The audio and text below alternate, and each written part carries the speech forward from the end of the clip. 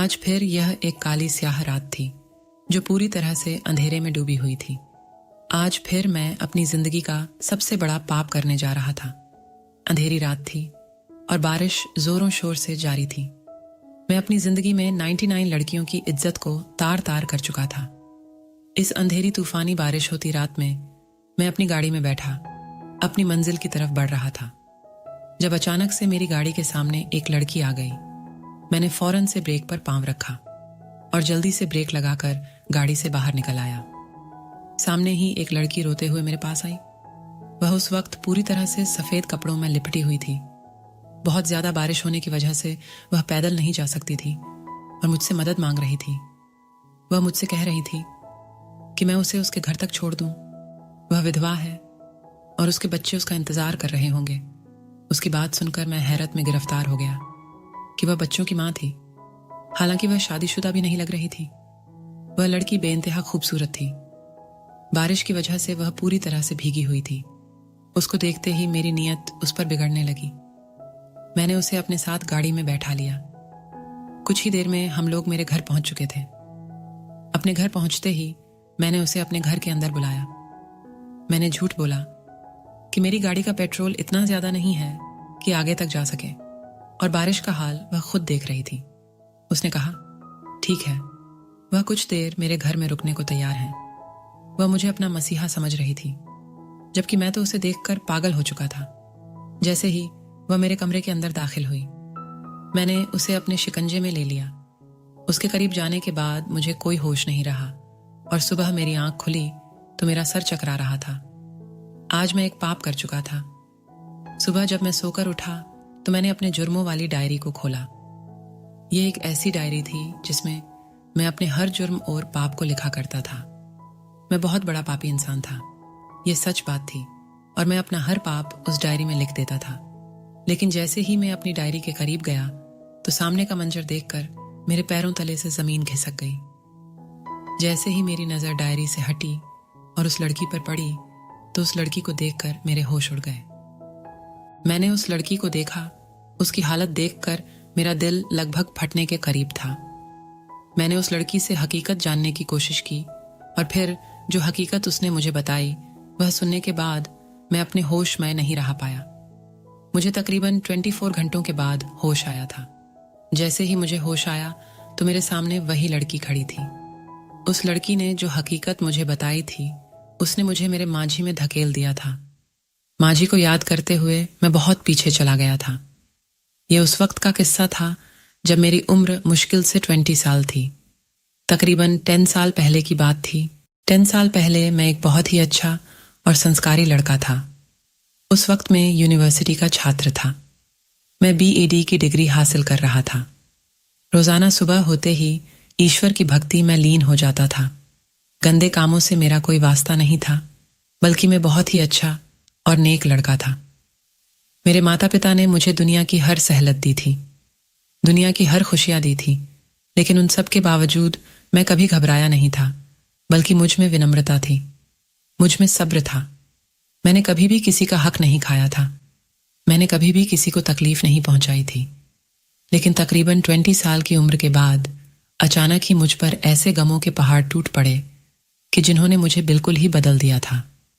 मेरी B.Ed पूरी होने के बाद लगभग 6 महीने बाद ही मुझे एक अनजान नंबर से कॉल आई कि मेरे बाबा का एक्सीडेंट हो गया है। यह खबर मेरे लिए तड़पा देने वाली थी। मुझे अपनी आंखों के सामने अंधेरा छाता हुआ महसूस हुआ। भागम भाग में अस्पताल पहुंचा। डॉक्टर ने बताया कि मेरे बाबा की हालत बहुत खराब है। यह खबर सुनते ही मैं वहीं पास के मंदिर में गया और फूट फूट कर रोने लगा और ईश्वर से अपने माँ बाप की जिंदगी की प्रार्थना करने लगा। 2 दिन तक मेरे बाबा अस्पताल में जिंदगी और मौत की जंग लड़ते रहे और 2 दिन तक मैं उस मंदिर में ईश्वर के सामने बैठा रोता रहा और प्रार्थना करता रहा, और मुझे यकीन था कि ऊपर वाला मेरी जरूर सुनेगा। कम से कम उन दोनों में से किसी एक को तो बचा लेगा। मैंने परमात्मा को उन सभी अच्छे कामों की कसम दी और अपने माँ बाप की जिंदगी की भीख मांगी जो अब तक मैंने उसको खुश करने के लिए किए थे, लेकिन मेरी यह प्रार्थना स्वीकार नहीं हुई। मेरे माँ बाबा दोनों ही का निधन हो गया और यह खबर मेरे ऊपर किसी पहाड़ की तरह गिरी थी। और मेरी हालत एकदम से बदल गई थी। जिस तरह से तजुर्बा पाने के लिए इंसान को सिर्फ एक पल और एक लम्हे की ज़रूरत होती है और उस एक लम्हे में उसे तजुर्बा मिल जाता है, बिल्कुल उसी तरह एक लम्हा, सिर्फ एक कमज़ोर लम्हा, हमें अपनी पूरी मेहनत से हटा देता है। और मेरे माँ बाप की मौत की खबर मेरे लिए वह सबसे कमज़ोर लम्हा था जिसने मुझे सही रास्ते से एक पल में हटा दिया था। न जाने कितने महीने तो मैं रंजो गम में डूबा रहा और अचानक जब होश की दुनिया में वापस आया तो मालूम हुआ कि मेरे बाबा की कंपनी पूरी तरह से डूब चुकी थी और मुझे समझ नहीं आ रहा था कि मैं इस परेशानी से किस तरह खुद को निकालूं। माँ बाप की मौत का गम इतना बड़ा था कि मेरे लिए खुद को संभालना बहुत मुश्किल हो गया था। ये मेरी बचपन की आदत थी कि मैं अपने हर पुण्य को अपनी डायरी में दर्ज कर लिया करता था। मैं उस डायरी में हर वह बात लिख लेता था जो मेरे पुण्य के तौर पर मैंने की होती थी। राहगीरों की मदद करता था, बड़े बूढ़ों का सम्मान करता था। यूं समझो कि अच्छाई का कोई कोई काम नहीं छोड़ता था और उन सभी कामों को मैं अपनी डायरी में पुण्य के तौर पर दर्ज कर देता था, यह सोचकर कि मैंने आज ईश्वर को खुश करने के लिए यह काम किया है। मैंने एक बार फिर खुद से खुद को संभाला और एक बार फिर से ऊपर वाले की तरफ झुकने की कोशिश की। मैं एक बार फिर से ईश्वर से प्रार्थना करना चाहता था कि मेरे बाबा का कारोबार सही तरीके से चल पड़ी है। मुझे कारोबार से कोई मतलब नहीं था, मुझे सिर्फ अपने बाबा की मेहनत से मतलब था। उन्होंने सारी जिंदगी मेहनत करके इस कारोबार को खड़ा किया था और मैं इसे डूबता हुआ नहीं देख सकता था। मेरे पास मेरे बाबा की यह एक ही निशानी थी। मेरी वो डायरी तकरीबन भर चुकी थी। मेरी डायरी में मेरे बेइंतहा अच्छे काम दर्ज थी। आज भी मैंने यही किया था। मैं अपने घर आया और अपनी डायरी को उठाया और एक एक पन्ने को पलटने लगा। जैसे जैसे मैं पन्नों को पलट रहा था मेरी आंखों से आंसू निकल रहे थे। उस डायरी में अब तक लिखे गए तकरीबन 1000 से भी ज्यादा अच्छे काम थे। मैंने अपने ईश्वर के आगे माथा टेक कर रो रो कर प्रार्थना की, है ईश्वर, मैंने जिंदगी में इतने अच्छे काम किए हैं कि अब तो उनको गिनना भी मुमकिन नहीं है। मेरे मालिक, मेरे किसी एक अच्छे काम के बदले मुझे इन मुश्किलों से निकाल दे। मैं हर रोज सुबह शाम यह प्रार्थना करता और उस डायरी को देख देख कर रोता। सुबह शाम परमात्मा से यह प्रार्थना करता कि है ईश्वर, मैंने यह भी अच्छाई की है, मैंने वह भी अच्छाई का काम किया है। किसी एक अच्छे काम के बदले मुझे मेरे सभी मसलों से छुटकारा दिला दे। लेकिन शायद मेरी कोई भी अच्छाई स्वीकार नहीं हो रही थी। फिर वह लड़की जो मुझसे बेहद मोहब्बत करती थी और जिससे मैं मोहब्बत करता था, मेरे कारोबार के डूबने का सुनकर मुझे छोड़कर चली गई। वह मुझसे भी ज्यादा अमीर आदमी के पास चली गई। मैं बहुत रोता रहा और मैंने बहुत प्रार्थनाएं की कि वह वापस आ जाए, लेकिन वह उस आदमी के साथ शादी रचाकर देश से ही बाहर चली गई। उस लड़की को अपनी जिंदगी में वापस लाने के लिए मैंने बहुत प्रार्थनाएं की थीं, लेकिन मेरी यह प्रार्थना भी स्वीकार नहीं हुई। एक लंबा समय प्रार्थनाएं करने के बाद भी जब मेरी प्रार्थनाएं नजरअंदाज हो रही थीं तो मैं बागी होने लगा था। मैं मायूस हो गया और आहिस्ता आहिस्ता मुझे प्रार्थना करने से भी नफरत होने लगी। ईश्वर मुझे माफ करें, आहिस्ता आहिस्ता मैं अपने परमात्मा से भी दूर होने लगा। मैंने सोच लिया था कि अब मैं उस ईश्वर से कुछ नहीं मांगूंगा। मैंने सोच लिया था कि अब जो मर्जी हो जाए मैं कोई भी अच्छा काम नहीं करूंगा। मैंने सोच लिया था कि अब मैं बुरे काम करूंगा, सभी गंदे कामों की तरफ निकल जाऊंगा, सभी तरह के गंदे काम करूंगा। इसी वजह से मैंने एक नई डायरी खरीद ली थी ताकि मैं उसमें अपने सभी पापी जुर्म लिख सकूं। मेरे एक दोस्त ने मुझे बताया कि अगर मैं बुरा काम करूंगा तो उसकी वजह से मैं इन सभी मुश्किलों से निकल सकता हूं।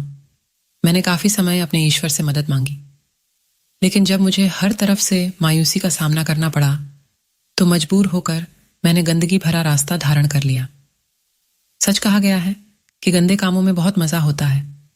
यह एक ऐसी दलदल है जिसमें इंसान जब फंसता है तो बस फिर उसमें फंसता चला जाता है, आहिस्ता आहिस्ता धीरे धीरे, लेकिन उस दलदल से निकलना बेहद मुश्किल होता है। आहिस्ता आहिस्ता मैं भी इस दलदल में फंसने लगा था। मैंने हर छोटा मोटा गलत काम शुरू कर दिया। फिर मुझे इस बात का पता लगा कि इस दलदल में मैं अकेला नहीं हूं, बल्कि बहुत से लोग हैं जो इस दलदल में फंस चुके हैं। और बहुत से तो ऐसे हैं जो अपनी मर्जी से इस दलदल में फंसते हैं। आहिस्ता आहिस्ता मैं गंदे कामों के सहारे ही जीने लगा। अब मेरी जिंदगी उन्हीं गुनाहों में बसर हो रही थी। एक के बाद दूसरा, दूसरे के बाद तीसरा, तीसरे के बाद चौथा, और फिर बस मैंने लड़कियों की इज्जत को तार तार करने का काम शुरू कर दिया। और इस काम में इस कदर मजा था कि मैं अपने परमात्मा को बिल्कुल ही भूल बैठा था। यह सच था कि मैंने दिन ब दिन बहुत ज्यादा तरक्की की। आहिस्ता आहिस्ता मैं कामयाबी की बुलंदियों तक पहुंच गया। उस बीच मैंने कई लड़कियां फंसा रखी थीं। मेरे सभी गंदे कामों में लड़कियों की इज्जत सबसे बड़ा गंदा काम था और सबसे पसंदीदा भी। मैं हर रात किसी ना किसी लड़की के साथ गंदा काम करता था और मुझे इस बात का जर्रा बराबर भी अफसोस नहीं होता था। सारी लड़कियां अपनी मर्जी से मेरे साथ रिश्ता कायम करने के लिए तैयार हो जाती थीं और जब मुझे उनकी ज़रूरत होती तो मैं उनसे अपनी ज़रूरत पूरी करता था। लेकिन ऐसे में एक ऐसी लड़की भी थी जिसे फंसाना मेरे लिए बेहद मुश्किल हो रहा था। मुझे उस लड़की से एक अजीब सी दिल लगी हो गई थी। मैं अपनी सारी बातें बताने लगा था। मुझे उस लड़की में अपनी परछाई दिखाई देने लगी थी। मुझे यकीन हो चला था कि वह लड़की भी मेरी तरह ही गंदे कामों में पड़ी हुई है। मैं अच्छे से जानता था कि वह भी मेरे साथ इस जुर्म में शामिल होने के लिए राजी होगी। वह लड़की तो मुझे ना मिल सकी, लेकिन उसके अलावा मुझे बहुत सी लड़कियां मिल चुकी थीं जो मेरी ही तरह इन कामों में पड़ी हुई थीं। जैसे ही मैं उन्हें गंदे काम की ऑफर करता तो वह फौरन राजी हो जाती और इस तरह मैं इस दलदल में फंसता चला गया। तकरीबन एक लंबा समय मैंने इन गंदे कामों में गुजारा और इस बीच मैं तकरीबन कामयाबी की बुलंदियों तक पहुंच चुका था। लेकिन एक दिन अचानक से मेरे साथ कुछ ऐसा हुआ जिसने मुझे वापस जमीन पर लाकर पटक दिया। मेरी कंपनी एक बार फिर से डूब चुकी थी। मैंने हर मुमकिन कोशिश की कि मैं अपनी कंपनी को दोबारा से बुलंदियों तक पहुंचा सकूं, लेकिन मेरी हर कोशिश नाकाम जा रही थी। मैं गंदे कामों में इस कदर घिरा हुआ था कि अब वापसी का रास्ता शायद मुमकिन नहीं था। मेरी उसी दोस्त ने मुझे हौसला दिया और तसल्ली दी। उसने कहा कि बहुत जल्दी मैं वापस से अपना स्थान हासिल कर लूंगा, लेकिन लाख कोशिशों के बावजूद भी मैं अपना वह स्थान हासिल नहीं कर पाया था। बिजनेस में इस कदर नाकामी की वजह से मुझे जरूरत थी कि मैं कुछ पल के लिए सुकून हासिल कर सकूं। इसी वजह से मैंने उस लड़की को अपने सुकून के लिए इस्तेमाल करना चाहा। मैं अपने ईश्वर को पूरी तरह से भूल बैठा था। मैं उसकी मोहब्बत से नाउम्मीद हो गया था। इस वजह से मैंने गंदगी से भरा रास्ता अपना लिया था और अब मैं इस जुर्म के दलदल में इस कदर फंस चुका था कि कोई चाहता भी तो मुझे उसमें से नहीं निकाल सकता था। दरअसल मेरे दिल पर बंद लग चुके थे। इसी वजह से मैं किसी भी अच्छे काम की तरफ नहीं बढ़ सकता था। लेकिन आज जो हकीकत मुझ पर खुली थी उसने मेरी आंखें दर हकीकत खोल दी थी, क्योंकि वह लड़की मेरे सामने थी। और जिस चीज ने मुझे बेतहाशा परेशान किया था वह यह था कि मेरी डायरी जल चुकी थी। रात को जब मैं सोया था मुझे अच्छे तरीके से याद था कि मेरी डायरी बिल्कुल सही सलामत थी, लेकिन जैसे ही मैं सुबह उठा तो वह डायरी जल चुकी थी। मैं हैरान हुआ कि भला ये कैसे जली है। मैंने उस लड़की से पूछा तो उसने मुझे बताया कि उसने मेरे गुनाहों वाली डायरी को जला दिया है। मैं खुद यह बात नहीं समझ पाया कि उसने ऐसा क्यों किया, लेकिन जब मैंने उससे हकीकत मालूम करने की कोशिश की तो उसने मुझे बताया कि वह वही लड़की थी जिससे मैं फ़ोन पर चैटिंग किया करता था। मैंने कभी उस लड़की को देखा नहीं था। वह मुझे अनजान नंबर से मिली थी। इसके बाद न जाने क्या कशिश मुझे उस लड़की के साथ बातें करते हुए महसूस होती थी कि मैंने कभी उसे देखने की भी जिद नहीं की। ना ही तो उसने अपनी कोई तस्वीर भेजी और ना ही मैंने कभी मांगी, लेकिन मेरे दिल में उसको आगे बैठाकर देखने की ख्वाहिश थी। पहले तो उसकी बात सुनकर मुझे हैरत का जोरदार झटका लगा था। भला ऐसे कैसे मुमकिन था? वह लड़की जिसको फंसाने के लिए मैंने हर मुमकिन तरीका अपनाया था, उसको हर किस्म का लालच दिया, लेकिन वह लड़की मेरे जाल में नहीं आ रही थी। और अब आज अचानक से वह लड़की कैसे मेरे सामने आ गई थी? वह लड़की जिसके माथे पर मैं अब अपने घिनौने पाप की कालिक पोथने वाला था। उस लड़की ने मुझे बताया कि वह मुझे पहले से जानती थी और भी उसने मुझे अपनी सारी हकीकत बताई। उसने मुझे यह बताया कि वह भी मेरी ही तरह उस ईश्वर से खफा थी। वह भी मेरी ही तरह बागी हो चुकी थी और वह भी अपने असल से भटक गई थी। उसकी ये बात सुनकर मुझे दूसरा झटका लगा था, क्योंकि यह सच था कि मैं उस लड़की को अपने सारे राज बता चुका था। क्योंकि कहीं ना कहीं मुझे भी यह यकीन था कि वह लड़की भी मेरी ही तरह पापी होगी, और मैं यह अच्छे से जानता था कि वह कभी भी मेरे राज को किसी दूसरे के सामने नहीं खोलेगी। जिस चीज़ की मुझे सबसे ज़्यादा हैरत हुई थी वह यह थी कि भला वह इस वक्त यहाँ क्या कर रही थी, जब वह अच्छे से जानती थी कि मैं कौन हूँ और उसके साथ क्या करने का इरादा रखता हूँ। तो फिर वह खुद यहाँ चलकर क्यों आई थी? लेकिन फिर उस लड़की ने मुझे बताया कि वह यहाँ पर क्यों आई थी, उसका असल मकसद क्या था। मैं भी तुम्हारी ही तरह एक बागी लड़की हूँ।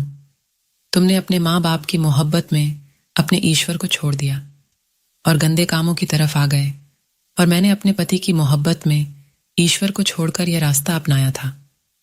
बिल्कुल इसी तरह जिस तरह तुमने अपने माँ बाप की जिंदगी के लिए ईश्वर से उम्मीदें बांधी थी, मैंने अपने पति की जिंदगी के लिए उम्मीदें बांधी थी। मेरी नई नई शादी हुई थी और मेरे पेट में मेरे पति का बच्चा था, लेकिन अचानक से वह बीमार हो गया और 1 हफ्ते तक अस्पताल में पड़ा रहा। मैं परमात्मा के सामने रोती रही, मिन्नतें करती रही कि मेरे पास मेरे पति के अलावा कुछ नहीं है, लेकिन मेरा कोई भी आंसू किसी काम ना आया। और वही एक लम्हा था जो मैं बागी हो गई। उसकी बातें सुनकर पहले तो मैं बहुत हैरान हो गया कि उसे कैसे पता कि मैं एक बागी हूँ, क्योंकि यह बात तो मैंने कभी उससे पहले बताई ही नहीं थी कि मैं बागी हो चुका हूँ। हमारी जब भी बात हुई थी मैंने उसको अपने घिनौने कामों के बारे में बताया था। मैंने उसे कभी भी अपने अच्छे कामों के बारे में नहीं बताया था। वह जिंदगी जो मैंने अच्छे कामों में गुजारी थी, उस जिंदगी के बारे में मेरे अलावा तो कोई और जानता ही नहीं था। तो भला उसे कैसे इस बात का अंदाजा हुआ? जब मैंने उससे यह बात पूछी तो इसके बदले में उसने मुझे यह जवाब दिया कि मैं भी पहले बहुत ही ईमानदार, संस्कारी और ईश्वर की भक्ति में लीन रहने वाली लड़की थी, लेकिन मेरी जिंदगी में कुछ ऐसी मुश्किलें गई थी कि जिनकी वजह से मैं बहुत ज्यादा परेशान रहने लगी थी।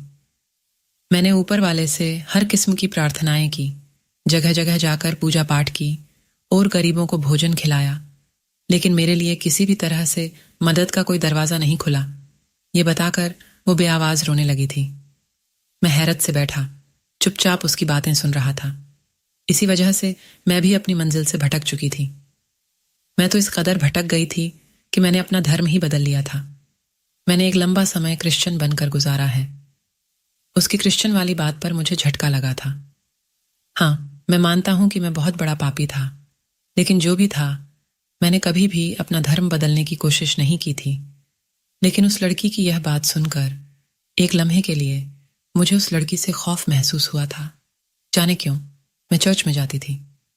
वहां जाकर मैंने अपनी मन्नतें मांगी, बेहद मन्नतें मांगी।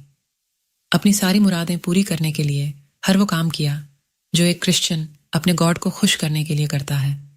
और हैरत की बात यह थी कि मेरी हर मन्नत पूरी होती चली गई। वह पति जिसकी खातिर मैंने उस परमात्मा का बताया अच्छाई का रास्ता छोड़ दिया था, वह मेरे दिल से निकल चुका था। फिर मुझे किसी ऐसे इंसान की तलाश थी जिससे मैं हर बात कह सकूं, और मुझे तुम मिल गए। मुझे तुमसे मोहब्बत हो गई। फिर मैंने तुम्हें हर जगह मांगा। मुझे महसूस हुआ कि तुम्हें भी मेरी चाहत है। मुझे सब कुछ मिलता चला गया, लेकिन यह सब मुझे ईसाई होने के बाद मिला, और मैं दिल ही दिल में अपने ईश्वर से शर्मिंदा थी, क्योंकि मैं जान गई थी कि मेरा ईश्वर ही मेरी मदद कर रहा है। मुझे इस बात का अंदाजा हो गया था कि यह मेरी आजमाइश थी भगवान की तरफ से, और मैं इस आजमाइश पर पूरी नहीं उतर पाई। मैंने बजाय अपने परमात्मा के आगे झुकने के उससे ना उम्मीद हो चुकी थी, और उसी ना उम्मीद की वजह से मैं अपना असल खो चुकी हूं। मुझे इस बात का अंदाजा हो गया था कि मुझे अपने ईश्वर से ना उम्मीद नहीं होना चाहिए था, बल्कि मुझे अपना धर्म किसी भी कीमत पर नहीं बदलना चाहिए था। जैसे ही मुझे इस बात का अंदाजा हुआ, मैंने अपने भगवान से माफी मांग ली और वापस से सनातनी हो गई। मैं इस कदर पापी हो चुकी थी कि अपने ईश्वर से बात करते वक्त भी शर्मिंदा होने लगी। मैं खुद नहीं समझ पा रही थी कि मैं इस कदर काले दिल की कैसे हो गई। कि कल रात हमारे बीच कुछ नहीं हुआ, लेकिन फिर उसने मुझे जब हकीकत बताई तो मुझे और ज्यादा शर्मिंदगी का सामना हुआ। कल रात मैंने जो जूस तुम्हें पिलाया था उसमें नींद की दवा थी। नींद की दवा खाने के बाद तुम तकरीबन बेहोश हो चुके थे और हम दोनों के बीच कोई भी गलत रिश्ता नहीं बन सका। मैं चाहती हूं कि तुम अपने सारे गलत कामों को छोड़ दो और परमात्मा की तरफ वापस लौट आओ। उस लड़की की इस कदर ईमानदारी पर मैं हैरान जरूर हुआ था, लेकिन मैं यह बात भी समझ चुका था कि जब इंसान अपने पापों का प्रायश्चित करने की सोच लेता है तो फिर वह खुद खुद परमात्मा के सामने झुक जाता है, और जब इंसान ईश्वर के सामने झुकता है और अपनी गलती महसूस करता है तो फिर वह किसी को भी गंदे कामों के दलदल में फंसा नहीं रहने देता। मैं अच्छे से समझ चुका था कि ये लड़की क्यों मेरी इस कदर मदद कर रही है, लेकिन जो भी था उस लड़की ने मुझे हकीकत का आईना दिखा दिया था। उसने मुझे मेरे ईश्वर के करीब होने के लिए खूबसूरत रास्ता दिखा दिया था। उस लड़की की बातों ने मुझे मेरा असल दिखा दिया था। उसने मुझे मेरे ईश्वर पर मेरा यकीन वापस दिला दिया था। मैंने अपने सारे पापों जुर्मों का प्रायश्चित कर लिया था। मैं उस रात बहुत रोया था, बेतहाशा रोया था, और उस लड़की का जितना धन्यवाद कर सकता था उतना किया। पत्नी के साथ एक बहुत अच्छी और खुशहाल जिंदगी गुजार रहा हूं। एक लंबी यात्रा के बाद ऊपर वाले ने मुझे एक बहुत ही अच्छी जीवन साथी दी थी, जो मेरे कदम के साथ कदम मिलाकर चलती थी। एक ऐसी लड़की जो खुद भी पहले बहुत टूटी हुई थी, और उसने मुझे दोबारा कभी भी सही रास्ते से भटकने नहीं दिया। ऐसा नहीं है कि मुझे अब परेशानियों का सामना नहीं करना पड़ता। यह जिंदगी है और जिंदगी में अच्छा बुरा वक्त चलता रहता है, लेकिन अब मेरे पास एक ऐसी इंसान है जो मुझे अच्छे बुरे में फर्क बताती रहती है। एक ऐसी हमसफर जो मुझे सही रास्ते से भटकने नहीं देती। अब जब भी परेशानियां आती हैं तो मैं गंदे कामों की तरफ नहीं भागता, बल्कि मैं अपने ईश्वर के आगे झुकता हूं और अपने भगवान से मदद मांगता हूं। दोस्तों, वीडियो कैसा लगा कमेंट करके ज़रूर बताना, और हाँ, लाइक, चैनल को सब्सक्राइब ज़रूर करना।